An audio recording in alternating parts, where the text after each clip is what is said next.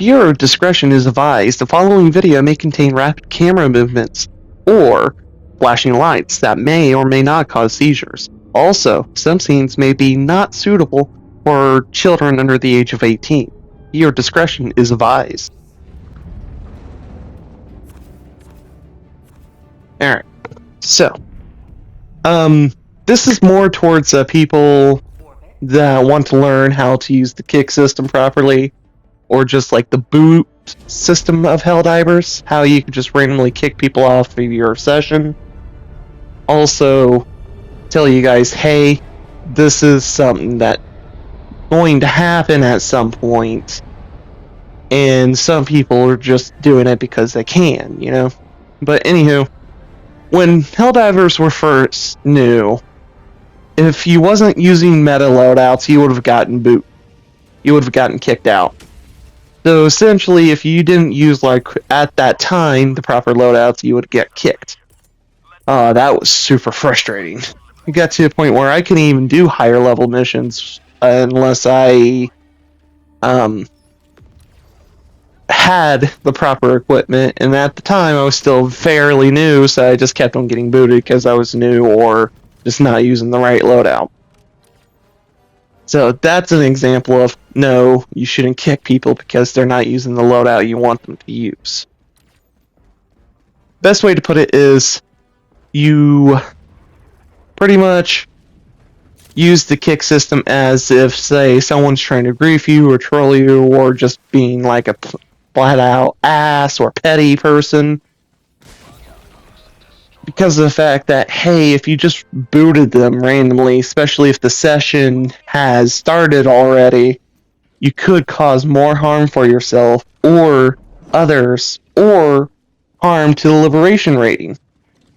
Now, the reason why I say this is because when you kick someone mid-session, they don't go straight to their ship. They don't go straight to the Super Destroyer. But what would actually happen is they'll get shoved into a new session.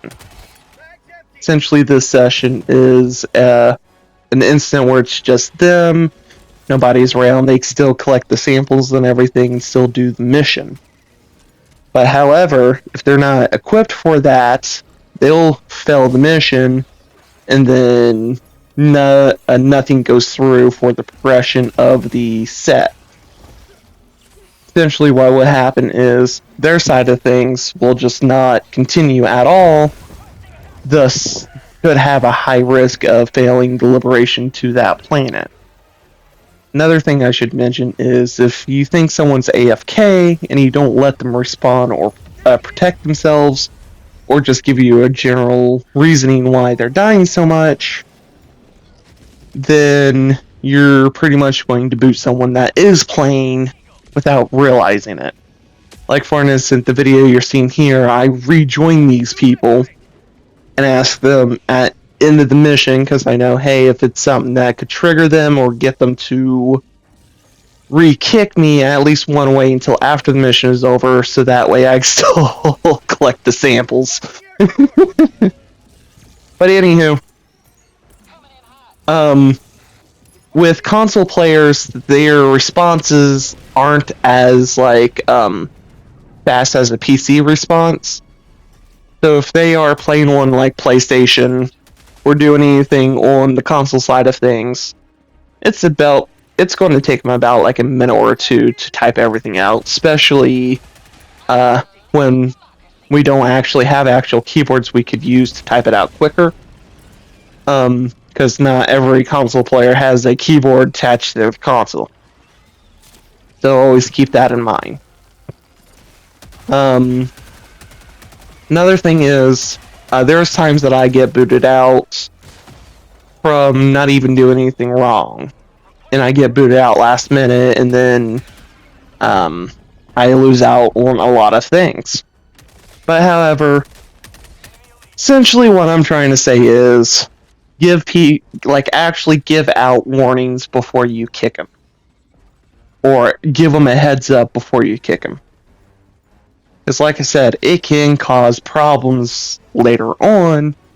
Because I noticed from me playing the game, I've been noticing that when you get closer towards the end of the mission, you're not going to have that chance of people just randomly joining you.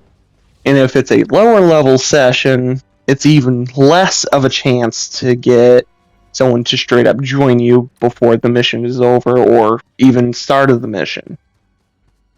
And also, a lot of new players sometimes don't think about things like that and just straight up do it. So, like, this is more of a warning and more of a examples of how to use it. Which also reminds me of a story, because I ended up getting booted from a session, I think a day or two after I did this one, where I said one thing, and apparently that was enough to get me kicked at end of the mission I was playing. So let's give out context. Essentially, me and another guy was using full-out fire loadouts. So we had flamethrowers, we had the napalm orbital barrage, the napalm eagle strikes, flamethrowers, and the guard dog rovers with the ones with the lasers. And so because of that, we are lighting every Terminid in the city on fire. And the thing is, I was just joking around because I accidentally killed this guy. I'm just going to call Blue because that was his collar.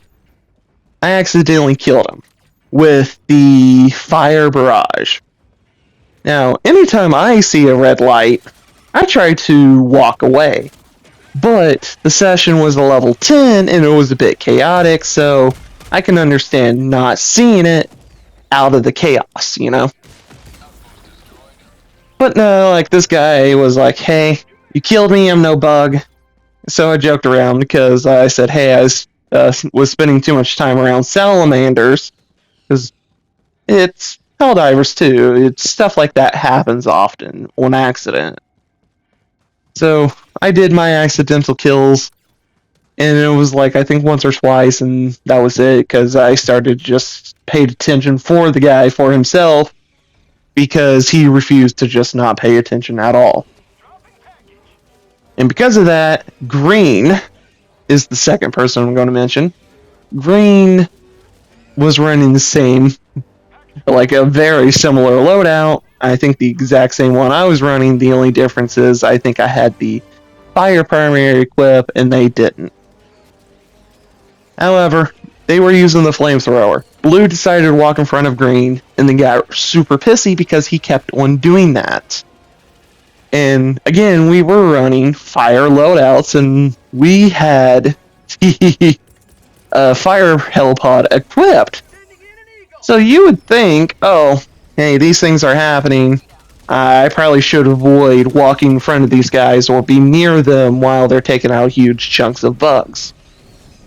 Yeah, that was not the case. So at end of the first session, Blue decided to just go off and everything. Green defended themselves how they should defend themselves. And I made one comment saying, hey, sometimes it gets chaotic, so team killing is common, especially towards this game. And that was the only comment I made in that argument. The host got involved and said something, and nobody else responded because, hey, I had no other response because, hey, I was trying to kill this guy less often and not actively going to kill people because, hey, they accidentally killed me. Blue was going after Green and just kept on team killing Green whenever he can. Now, at the time in the second session, I swapped my loadout. Now, my loadout, it was pretty much more like a solo setup because, hey, I don't want Blue to just constantly come after me, being an ass, being petty, and so forth. And the thing is, when Blue was doing his thing, me and Green essentially got separated from the main team. The main team kept on moving, and when Blue died, I didn't respond him. I just waited for someone else to do it. Because of the fact that, hey, I think he needed to just chill.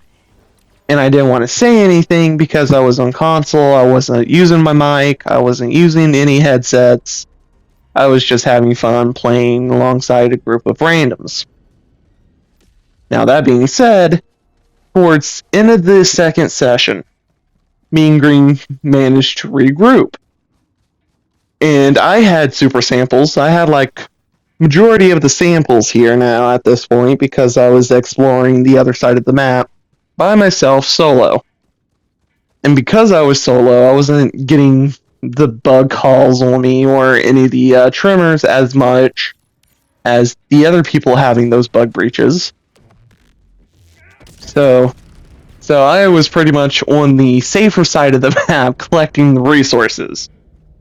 And I was doing side objectives when I can, and when everything was done, I went straight to extraction to see about reloading my equipment, because it was usually when you go towards extraction, it's usually cleared out, and nobody's there. Well, before I could turn back around and actually actually go and regroup with the other two, the host and Blue, to help them and maybe finish everything else on that map, Green decided to call extraction. And after extraction was called, he made a comment saying, hey, should I wait or continue out? And then Blue just went off. Like, he essentially was pretty much doing all sorts of things to just be aggravated or trying to make us look more of enemies. Now, because I didn't really set a whole lot in that session or done anything, the only thing I did was I popped Blue's shield, because, like I said, I'm trying to get him to calm down, and I showed him, hey, I know ways to do this without actually getting myself tagged as a team killer. You might want to calm down and back off. Well, that never happened, and because we got separated throughout the entire session, they were just not really paying any attention to what me and Green was doing. Especially towards the host not paying attention to what me and Green was doing. So, because of the fact that I had majority of the samples, both me and Green got kicked out of the session. Now, because extraction was called, I've still managed to successfully leave with all the samples that I've collected. And because it was half of it or a quarter of the entire thing, it was a pretty good haul. But however, because I wasn't saying a whole lot, I got kicked for no reason at that point, because I just never had I never really said anything, I never really triggered Blue. Like I said, the only thing I did was just let someone else call reinforcement for him, because it just got to a point where, hey, I'm getting tired of this guy being super petty, so I'm just going to let him take longer to get reinforced. But anywho, enough about that, and I'm just saying this because, hey, this will happen, and people need to understand, hey, things like this happen because not a whole lot of people understand the core mechanics of Helldivers 2, and it's a real common mistake to just accidentally kick somebody without realizing, hey, you're kicking them just out of no reasons. So let's go over what we need to do. So when you are kicking people, like I said, give them a warning, give them a heads up, let them try and defend themselves, and if they don't defend themselves properly, or just don't make a response, then always kick them then. But you gotta keep in mind that console players take longer to respawn. So say, hey, it shows, hey, you're on PC, but this guy's on PlayStation. It's going to take him a few minutes to respond back, especially if enemies keep on coming at this person, or they just don't have a proper chance to do it in if they have headsets, then that makes it a lot easier to defend yourself or be able to talk to them, talk things out, be like, hey, this is what's going on. And if that person's still not being cooperative, then you can kick them. But yeah, always go nudge, nudge. Hey, what's up? What's going on? We're about to kick you because, hey, we feel like you're just not really being a good sport. Because a lot of times, you may notice, hey, people aren't, they're being griefers, they're team killing, they're doing this, they're doing that. And just always talk things out. Don't assume they're AFK because they're dying like a few times.